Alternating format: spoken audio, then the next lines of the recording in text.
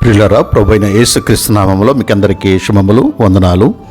ఈరోజు దేవుని వాక్యము యెషయా గ్రంథం 40వ అధ్యాయం 8వ వచనం. గడ్డి ఎండిపోవును, దాని పువ్వు వాడిపోవును, మన దేవుని వాక్యము నిత్యము నిలుచును. మానవ చరిత్రలో బైబిల్ మీద జరిగిన దాడులు మరే ఇతర మత గ్రంథంపై జరగలేదు. క్రీస్తు శకము 300 సంవత్సరాల్లో డయోక్లీషియన్ క్రైస్తవ మతము వ్యాప్తి చెందకూడదని క్రైస్తవ మత సాహిత్యమును, వాటి వ్రాత ప్రతులను కాల్చివేయాలని రాజాజ్ఞ ఒకటి తీసుకుని వచ్చి అనేక ప్రతులను కాల్చివేయించాడు. ఇంకా అనేక చర్చీలను తగులబెట్టించాడు. అతని అధికారులైతే అనేక ప్రాంతాల్లో ఉన్న క్రైస్తవులపై దాడులు చేస్తూ అనేక హింసలు కలుగజేశారు. ఈ చక్రవర్తి చాలా ప్రగల్భాలు పలికాడు.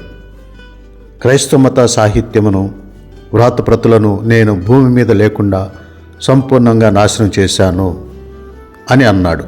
అయితే అతని తర్వాత వచ్చిన రోమా చక్రవర్తి కాన్స్టంటైన్ యేసుక్రీస్తు ప్రభునందు విశ్వాసం ఉంచి ప్రతి దేవాలయంలో బైబిల్ వ్రాతప్రతులు ఉండి తీరాలని ఆజ్ఞాపించి వాటిని సమకూర్చుటకు ప్రయత్నించాడు. పూర్తిగా అవి కాలిపోయినవి అని అనుకుంటున్న తరుణంలో అతడు ఆజ్ఞాపించిన 24 గంటల్లోనే 50కి పైగా బైబిల్ ప్రతులు సమర్పించబడ్డాయి. 1778 సంవత్సరంలో మరణించిన ఫ్రెంచ్ దేశస్థుడైన వాల్టైర్ అనే అతను కూడా బైబిల్ను నాశనం చేయుటకు ప్రయత్నించాడు.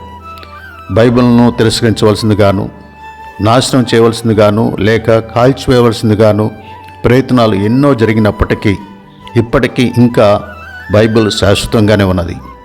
అది ఎప్పటికీ శాశ్వతము, నిత్యము నిలిచే దేవుని వాక్యము. పరిశుద్ధ లేఖనములు అనబడే ఈ బైబిల్ మీరు కలిగి ఉన్నందుకు దేవుణ్ణి స్తుతించండి. సత్యమునకు ఆధారమై ఉన్న ఈ బైబిల్ కలిగి ఉన్న మీరు ధన్యులే.